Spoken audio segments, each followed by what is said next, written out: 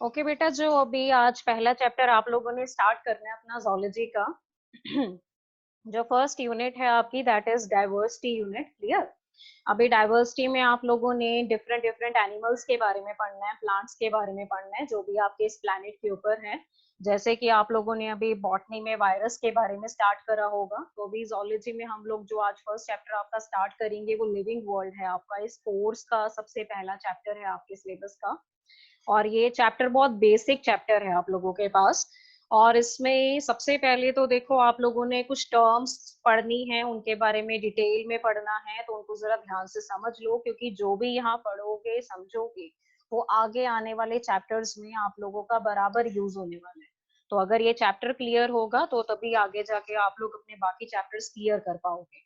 तो during lecture अगर कोई भी डाउट किसी बच्चे को होगा तो चैट बॉक्स में डाल देना, या संभाल के रख लेना, मैं बाद में टाइम दूंगी तो तब डिस्कस कर लेंगे। अभी देखो, सबसे पहले जो चैप्टर आप लोगों के पास है बेटा, लिविंग वर्ल्ड का। लिविंग वर्ल्ड में बेसिकली आप लोगों ने लिविंग ऑर्गेनिजम्स के बारे में पढ़ना है। क्लियर? तो लिविंग ऑर्गेनिजम्स की अगर हम यहाँ पर बात करें, ओके ओके ठीक है बेटा, ठीक है, आप कर लो रिवाइज, कोई प्रॉब्लम नहीं है। तो यहाँ पर आपके पास बेटा, अगर लिविंग वर्ल्ड की बात करें तो लिविंग वर्ल्ड में देखो बहुत सारे लिविंग ऑर्गेनिजम्स आपके पास हैं। तो लिविंग ऑर्गेनिजम्स के साथ साथ आपके प्लैनेट में कुछ ऐसे भी ऑब्जेक्ट हैं जो एक तरीके से डेड कंसीडर करे जाते हैं, या फिर आप उनको मानते हो नॉन लिविंग ऑब्जेक्ट्स। क्लियर? तो अगर आपसे पूछा जाए कि लिविंग और नॉन लिविंग में बेसिक डिफरेंस क्या रहता है, तो देखो बेसिक डिफरेंस इन दोनों में क्या होगा कि अगर मैं लिविंग वर्ल्ड की बात करूं बेटा, तो लिविंग वर्ल्ड में जितने भी लिविंग ऑर्गेनिजम्स हैं उनमें बहुत सारे ऐसे कैरेक्टर्स हैं जो बेसिकली नॉन लिविंग ऑब्जेक्ट्स में नहीं होते हैं। तो कौन कौन से ऐसे कैरेक्टर्स हैं जिसके बेस्ड पे आप लिविंग और नॉन लिविंग दोनों को डिफरेंशिएट करोगे? और साथ ही साथ आपने ये भी बताना है कि कौन कौन सी ऐसी प्रॉपर्टीज हैं जो आप लोगों की, यानी कि जो लिविंग ऑर्गेनिजम्स की स्पेसिफिक प्रॉपर्टीज हैं, जो सिर्फ आप लोगों में प्रेजेंट है और वो किसी भी नॉन लिविंग ऑब्जेक्ट में प्रेजेंट नहीं है। तो ये दोनों चीजें हम साथ साथ में पढ़ेंगे। सबसे पहले देखो, यहाँ पर बताया जाता है कि अगर आपने लिविंग को नॉन लिविंग से डिफरेंशिएट करना है बेटा, तो उसके लिए 5 प्रॉपर्टीज आप लोगों को दी जाती है।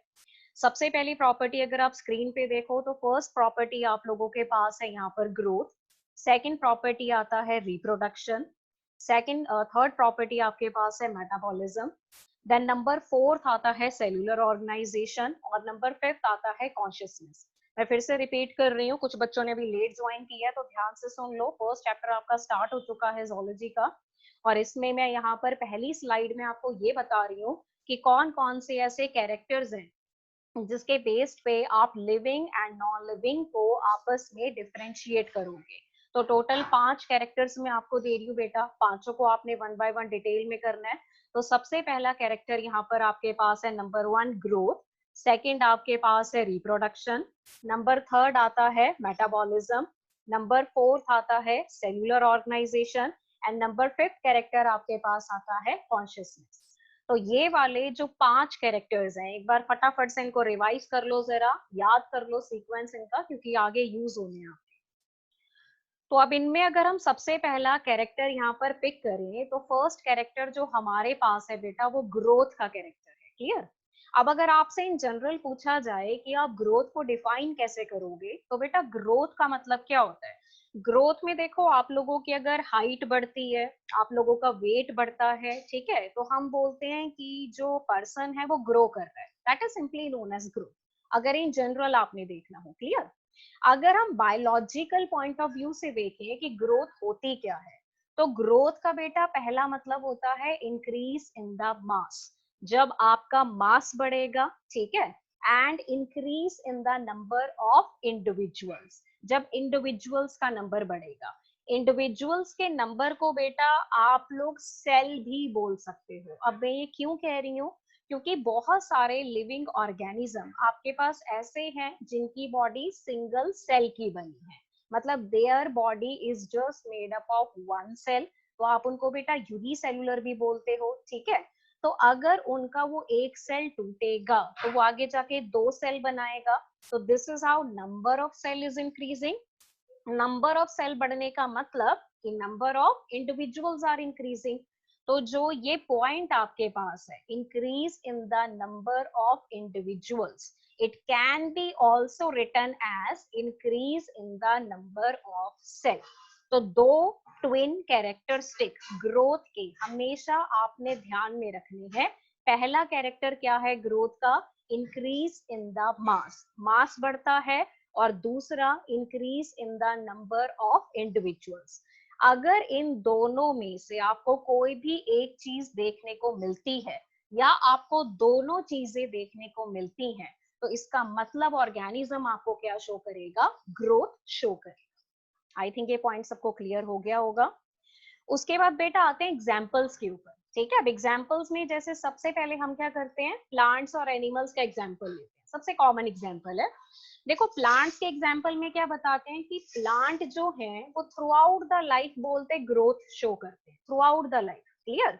उनकी लाइफ में ग्रोथ कभी भी रुकती नहीं है, वो कंटिन्यूअसली ग्रो करते रहते हैं throughout their whole life span. जबकि कहते हैं हमारे में और एनिमल्स में ऐसा नहीं होता। हम लोगों में ग्रोथ जो है वो एक सर्टेन एज तक होती है, एक पर्टिकुलर टाइम तक होती है। उसके बाद उल्टा बेटा जो हमारे में ग्रोथ है वो डिक्लाइन होना स्टार्ट हो जाती है, कम होनी स्टार्ट हो जाती है। क्लियर? तो इसमें सबसे इंपॉर्टेंट चीज ये बताते हैं कि आप लोगों के पास अगर हम बात करें प्लांट्स और एनिमल्स की, तो प्लांट में तो देखो जो ग्रोथ है वो थ्रू आउट द लाइफ चलेगा, लेकिन एनिमल्स में ग्रोथ कैसा होता है? एनिमल्स में ग्रोथ होगा एक पर्टिकुलर टाइम या पर्टिकुलर एज तक, उसके बाद देयर इज नो ग्रोथ। और अगर उसके बाद कहीं पर भी आपको ग्रोथ देखने को मिलती है तो वो क्या है? वो ये हो सकता है कि लेटर अगर आपको कोई चोट लगती है, आपका बॉडी पार्ट कोई इंजर्ड होता है, या आपके बॉडी के किसी ऑर्गन के अंदर ऐसी इंजुरी होती है, तो उसमें जो वो ऑर्गन है या जो सेल है या जो टिश्यू है वो अपने आप को एक तरीके से रिपेयर करते हैं। तो वो जस्ट एक रिपेयरमेंट आप लोगों में चलेगा, लेकिन ओवरऑल आपकी बॉडी में कोई भी ग्रोथ हमें देखने को नहीं मिलती है। Now that is the difference when you compare the plants and the animals. अब आप लोगों से क्वेश्चन पूछा जाता है कि जो प्लांट है वो थ्रू आउट द लाइफ आपको ग्रोथ कैसे शो करते हैं, how they can grow continuously through out their life. तो इसका बेटा एक सीधा सा आंसर आपके पास है कि प्लांट के केस में मेरिस्टेमेटिक टिश्यू प्रेजेंट है। या आई थिंक आप लोगों ने 9th-10th में पढ़ा भी होगा। मेरिस्टेमेटिक टिश्यू जो है बेटा उसमें एक्टिवली डिवाइडिंग सेल्स है, मतलब वो सेल हमेशा कंटिन्यूअसली डिवाइड करते हैं, माइटोटिक डिवीजन, जिसकी वजह से लगातार उनका नंबर क्या होता है? बढ़ता रहता है। तो ये जो मेरिस्टेमेटिक टिश्यू है ये आपको प्लांट में बेसिकली मिलता कहाँ पर है? पहली बात बेटा ये प्लांट में आपको मिलेगा टिप पोर्शन में। अब टिप में देखो दो है, रूट टिप है आपके पास, इवन शूट टिप है आपके पास, और कहते हैं प्लांट में जो लीफ टिप होता है उसमें भी मेरिस्टेमेटिक टिश्यू प्रेजेंट है। And that meristematic tissue contain actively dividing cell जो लगातार डिवाइड करते हैं, नंबर बढ़ाते हैं, जिसकी वजह से हमें प्लांट में देखने को मिलती है एनर्मस ग्रोथ, जो हमें मिलती है थ्रू आउट द लाइफ। अब क्योंकि हम में और एनिमल्स में ऐसा कोई भी मेरिस्टेमेटिक टिश्यू एग्जिस्ट नहीं करता है, तो जिस वजह से हम में वैसी ग्रोथ नहीं होती है। तो देयर इज वन पॉइंट कि प्लांट में जो ग्रोथ होगा वो थ्रू आउट द लाइफ चलेगा, लेकिन एनिमल्स में जो ग्रोथ होगा वो एक सर्टेन एज तक होगा, उसके बाद there is no further growth. और अगर क्वेश्चन पूछा गया कि प्लांट में throughout the life growth क्यों होती है, तो आप आंसर करोगे it is due to the presence of the meristematic tissue. ये वाली स्लाइड बेटा सब बच्चों को क्लियर हो गई है? Yes ma'am. कोई डाउट किसी बच्चे को? No ma'am. No ma'am. Okay clear. जरा लेक्चर ध्यान से सुनना, लास्ट में क्वेश्चन भी पूछने हैं मैंने आप लोगों से। अच्छा बेटा इसके बाद जो सेकंड एग्जाम्पल हम लोग पढ़ेंगे वो एग्जाम्पल देखो हम लेते हैं यूनिसेल्युलर एंड मल्टी सेल्युलर का। ठीक है, पहला एग्जाम्पल तो मैंने आपको प्लांट्स एंड एनिमल्स का दिया। अब सेकंड एग्जाम्पल हम लोग लेते हैं unicellular and multi cellular organisms का। अब आपको पता है कि जो यूनिसेल्युलर होते हैं उनकी बॉडी बनती है बेटा सिंगल एक सेल। ठीक है, मल्टी सेल्युलर कैसे होते हैं? जिनकी बॉडी बनती है नंबर ऑफ सेल्स की। जैसे आप एक एग्जाम्पल कंसीडर करो, अमीबा। आपको पता है अमीबा आपने पढ़ा है, that is made up of just one cell. एक तरफ मैंने आपको रख दिया, अब आप क्या हो, ह्यूमन हो, आपकी बॉडी कैसी है, मल्टी सेलुलर, ठीक है। अब आप दोनों को कंपेयर करो। यूनिसेलुलर ऑर्गेनिजम्स के केस में बॉडी एक ही सेल की बनी है, तो जब वो एक सेल टूटेगा तो वो दो नए सेल बनाएगा। जब दो सेल टूटेंगे तो बेटा चार सेल बनेंगे। तो मतलब जितनी बार डिवीजन होगा उतनी बार नंबर ऑफ सेल क्या हो रहा है, बढ़ते जा रहे हैं। तो नंबर ऑफ सेल का बढ़ना सीधा सा क्या मतलब है कि ऑर्गेनिज्म ग्रो कर रहा है, दैट्स इट। क्लियर। अब अगर मैं आपकी बात करूं, you are a multi cellular organism, तो आपके केस में क्या हो रहा है, आपके केस में अगर मैं सिर्फ सेल का नंबर बढ़ाऊंगी तो क्या उससे ग्रोथ पॉसिबल है, नहीं पॉसिबल है। क्लियर। आपके केस में नंबर ऑफ सेल के अलावा हमें मास भी इंक्रीज करना पड़ेगा, क्यों, because you are a multi cellular organism. So this is another difference when you compare the unicellular and the multicellular. तो सीधी सी बात है बेटा कि यूनिसेलुलर के केस में जब भी ग्रोथ होगी तो सिर्फ उनका नंबर ऑफ सेल इंक्रीज होगा, there is no increase in the mass. Clear. लेकिन अगर मल्टी सेलुलर की बात करी जाए तो हमारे केस में सेल का नंबर भी इंक्रीज हो रहा है as well as there is increase in the मास।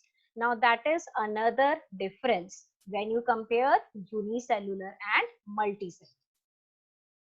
अब उसके बाद बेटा अगर मैं तीसरी एग्जाम्पल एक और दूं यहाँ पर आपको, तो उसमें हम सीधा सीधा कंपेयर करते हैं हमें और नॉन लिविंग, ठीक है। लिविंग ऑर्गेनिज्म ग्रो करते हैं, हम लोग ग्रो करते हैं, आपको सबको पता है कि आप लोग ग्रो करते हो। जब आप छोटे होते हो तो आपको डॉक्टर खाना खाने को बोलते हैं, न्यूट्रिशियस फूड लेने को बोलते हैं, ठीक है, विटामिन कैल्शियम लेने को बोलते हैं, सो दैट आपकी हाइट बढ़े, आपकी वेट बढ़े, तो मतलब आप ग्रो कर रहे हो, सीधी सी बात है। तो जो भी ये मटेरियल आप खाते हो, आप जितना भी न्यूट्रिशन खाते हो, तो आप वो सब खाते हो बेटा, अंदर लेते हो अपने, ठीक है। वो चीजें आपकी बॉडी के अंदर जाके आपके सेल के अंदर डिपॉजिट होती हैं, तभी तो हम बोलते हैं कि आप ग्रो कर रहे हो। यानी कि आप में जो ग्रोथ होती है वो किस वजह से होती है, it is due to the accumulation of the material inside the body, not outside the body. Body के ऊपर थोड़ी ना कुछ लगेगा, बॉडी के अंदर जाएगा, जो भी आप खाओगे बॉडी के अंदर। तो आपकी बॉडी के अंदर मटेरियल डिपॉजिट होगा। मटेरियल इज व्हाट, मटेरियल होता है न्यूट्रिशन, जो भी आप अपना ले रहे हो। तो जब वो चीजें आपकी बॉडी के अंदर जाके बेटा डिपॉजिट होंगी तो आप बाहर से क्या शो करोगे, ग्रोथ शो करोगे।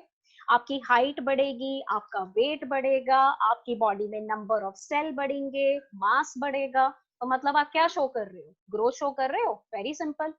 अब अगर आपसे क्वेश्चन पूछा गया कि क्या non living object growth show करते हैं, तो इसका आंसर आप क्या करोगे, यस या फिर नो। चैट बॉक्स में फटाफट से आंसर डालो बेटा, आप लोग जल्दी से चेक करूं जरा आप लोगों को कितना बेसिक क्लियर है।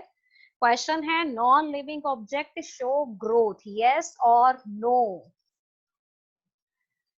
लिखो लिखो जल्दी से, चेक करूं जरा। एवरीवन नहीं करना बेटा, प्राइवेटली मुझे भेजो, आपका आंसर बाकियों को भी दिख जाएगा।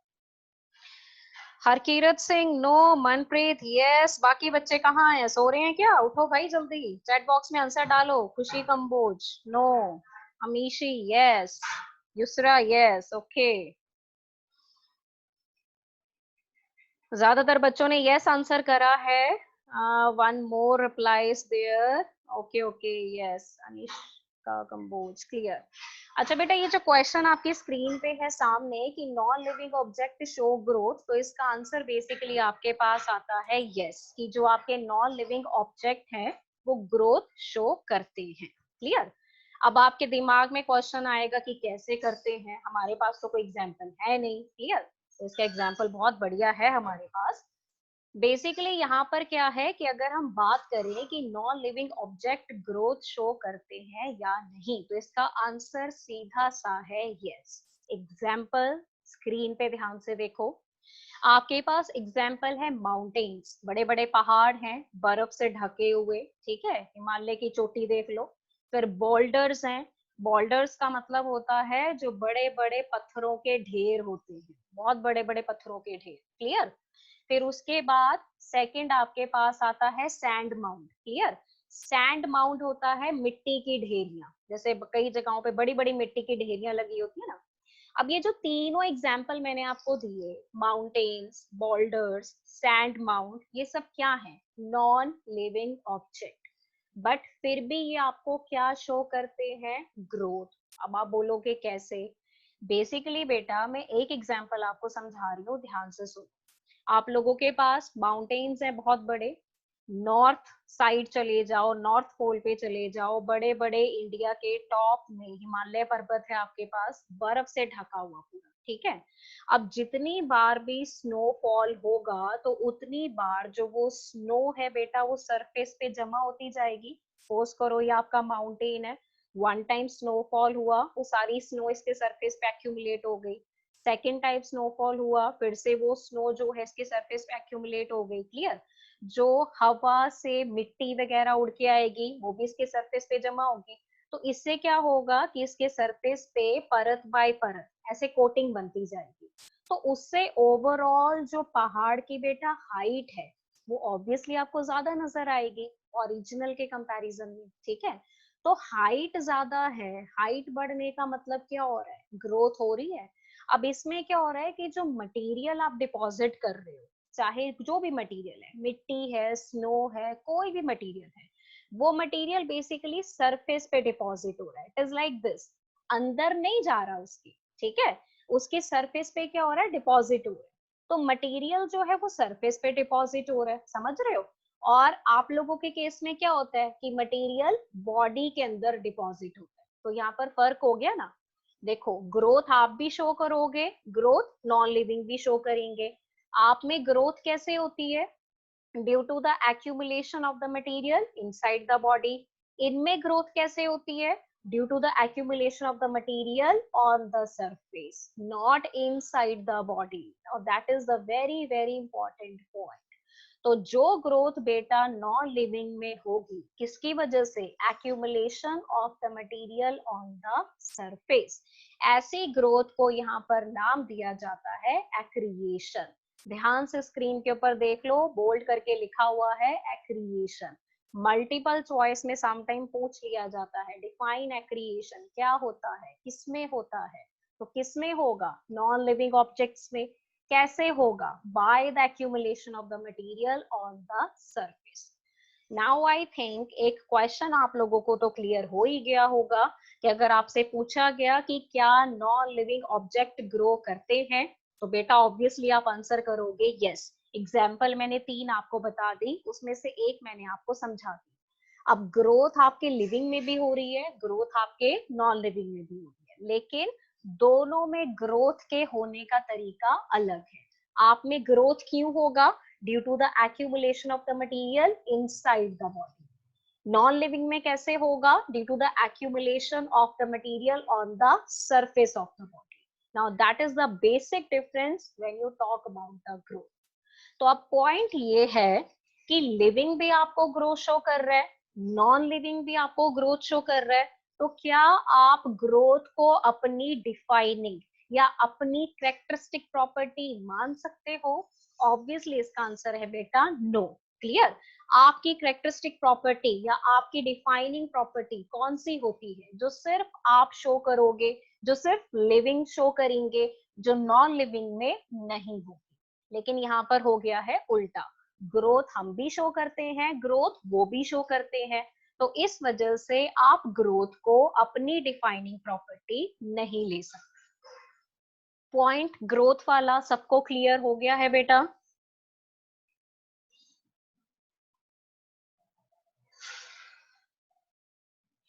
Yes, ma'am. Yes ma'am. Okay okay okay. अच्छा बेटा, ग्रोथ के बाद देखो जो सेकंड पॉइंट यहाँ पर है वो रिप्रोडक्शन है आपके पास। ठीक है? अभी रिप्रोडक्शन का बेसिक मतलब आई थिंक सब बच्चों को पता होगा, क्योंकि 9th-10th में आप लोग ये चैप्टर बहुत डिटेल में पढ़ के भी आ चुके हो। देखो, रिप्रोडक्शन का मतलब होता है रिप्रोड्यूस करना, अपने जैसे नए ऑर्गेनिज्म बनाना। तो जब आप अपने जैसे नए ऑर्गेनिज्म बनाओगे, मल्टीप्लाई करोगे, तो हम प्रोसेस को क्या बोलेंगे? रिप्रोडक्शन। या आपकी दूसरी प्रॉपर्टी है जो हम डिस्कस करेंगे।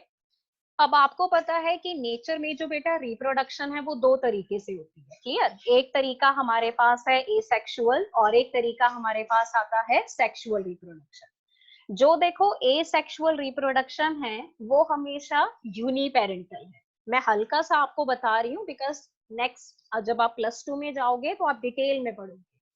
एसेक्सुअल में पहली बात बेटा गैमीट नहीं बनते, फर्टिलाइजेशन नहीं होती और एक ही पेरेंट इन्वॉल्व होता है, ठीक है? तो उसको क्या बोलते हैं? Asexual reproduction. अगर मैं सेक्सुअल की बात करूं, sexual which is the second type, sexual में सेक्स वर्ड आता है। तो इसमें बेटा गैमीट बनते हैं, गैमीट्स का फ्यूजन भी होता है और इसमें ऑलमोस्ट हमेशा दो पेरेंट्स इन्वॉल्व होते हैं। So it is by parental. तो नेचर में कुछ ऑर्गेनिज्म तो बेटा एसेक्सुअली रिप्रोड्यूस करते हैं और कुछ ऑर्गेनिज्म आपके पास रिप्रोड्यूस करते हैं सेक्सुअली। तो वो डिपेंड करता है कि which kind of the organisms you है। अब आपके पास जैसे एग्जाम्पल दिया है, फंजाई की बात कर लेते हैं। फंजाई आप लोगों ने पढ़ा होगा पहले। ये मल्टीप्लाई करता है by forming the spores. Spore होते हैं ना छोटे छोटे, तो ये बनाते हैं बेटा अनफेवरेबल कंडीशंस में। उसके बाद ये स्पोर हवा में रहते हैं और जैसे ही फेवरेबल कंडीशन वापस आ जाती है, यानी कि कंडीशन सूटेबल हो जाती है, तो स्पोर आगे जाके जर्मिनेट होके क्या बनाते हैं? New organism. सेकेंड मेथड बेटा आपके पास आता है बडिंग। बडिंग आई थिंक बहुत क्लियर, काफी बच्चों को पता होगा। बडिंग में ना बड बनती है, बॉडी के ऊपर एक बड बनेगी। जैसे वो बड सेपरेट हो जाएगी, it will give rise to the new organism. Example आता है ईस्ट, सेकेंड एग्जाम्पल आता है हाइड्रा। थर्ड बताते हैं कि कई ऑर्गेनिज्म में बेटा रीजनरेशन होता है। रीजनरेशन का मतलब कि जब पूरा का पूरा न्यू ऑर्गेनिज्म बन जाता है। उसका बेस्ट एग्जांपल आपके पास है प्लेनेरिया, ठीक है? फिर उसके बाद एक और मेथड आता है फ्रेगमेंटेशन। फ्रेगमेंटेशन में क्या होता है कि जैसे आप ऑर्गेनिज्म की बॉडी को ना छोटे छोटे पीसेस में डिवाइड कर दो, पीसेस में और फ्रेगमेंट्स में, फिर each fragment then develop into a whole new organism. So that method is known as fragmentation. अब मैं बच्चों को हल्का सा यहाँ पर एक चीज बता दूं कि बेटा फ्रेगमेंटेशन एंड रीजनरेशन दोनों डिफरेंट टर्म्स हैं, दोनों डिफरेंट प्रोसेस हैं, उनको मिक्स मत करना। इनका फर्दर डिटेल हम आगे जाके पढ़ेंगे। फॉर द टाइम बिंग आप इतना समझ लो कि रीजनरेशन और फ्रेगमेंटेशन सेम नहीं होता है, बहुत फर्क है। अच्छा, फ्रेगमेंटेशन की बेटा एग्जाम्पल में हम क्या क्या लिख सकते हैं? फ्रेगमेंटेशन के एग्जाम्पल में आपके पास फंजाई है, फिलामेंटस एल्गी है, फिर प्रोटोनीमा ऑफ मॉसेस है। मॉसेस जो होते हैं बेटा वो ब्रायोफाइट्स के मेंबर हैं, ठीक है? ब्रायोफाइट्स हम पढ़ते हैं किंगडम प्लांटे के अंदर। तो जब आप किंगडम प्लांटे डिटेल में करोगे तो ये आपको समझ आ जाएगा। तो देखो एसेक्सुअल में पहला मेथड है स्पोर फॉर्मेशन, सेकंड मेथड आता है बडिंग, ठीक है? थर्ड मेथड आता है रीजनरेशन, फोर्थ मेथड आता है फ्रेगमेंटेशन। तो there are number of methods by which we can perform the asexual reproduction. और अगर बेटा आप यहाँ पर सेक्सुअल की बात करो तो सेक्सुअल का तो देखो सीधा सा मतलब है गैमीट्स बनेंगे और फर्टिलाइजेशन होगा। तो फर्टिलाइजेशन कॉमनली आपको देखने को मिलता है इसके केस में, सेक्सुअल रिप्रोडक्शन के केस में। अब आप लोगों से क्वेश्चन पूछा जाता है कि जितने भी लिविंग ऑर्गेनिजम्स हैं, no doubt every living organism shows the reproduction, ठीक है? हर कोई रिप्रोड्यूस करता है। अब इसमें अगर मैं बात करूं बेटा यूनिसेलुलर ऑर्गेनिजम्स की, जिनकी बॉडी बनी है सिंगल एक सेल की, मैं फिर से रिपीट कर रही हूँ, यूनिसेलुलर ऑर्गेनिज्म जिनकी बॉडी बनी है सिंगल एक सेल की, जिसमें पहला एग्जांपल आपको दिया गया है बैक्टीरिया, सेकंड एग्जांपल आपके पास आता है बेटा अमीबा। अब अगर आप इन दोनों ऑर्गेनिजम्स को ध्यान से देखो, बैक्टीरिया एंड अमीबा, बॉडी बनी है सिंगल एक ही सेल की।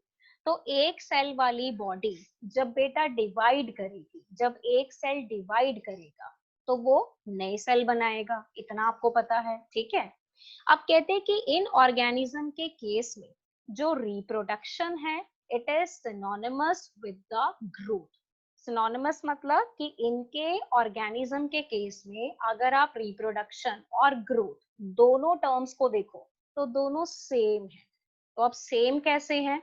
सीधा सा आंसर है बेटा कि अगर मैं सिंगल सेल्ड ऑर्गेनिज्म की बात करूं तो सिंगल सेल्ड ऑर्गेनिज्म के केस में बॉडी एक ही सेल की बनी है। तो जब वो एक सेल डिवाइड करके नए सेल बनाएगा तो मैं बोलूंगी कि सेल डिवाइड हो रहा है। ठीक है, अब एक से अगर दो बने, दो से चार बने, तो मतलब नंबर ऑफ सेल क्या हो रहा है? इंक्रीज हो रहा है।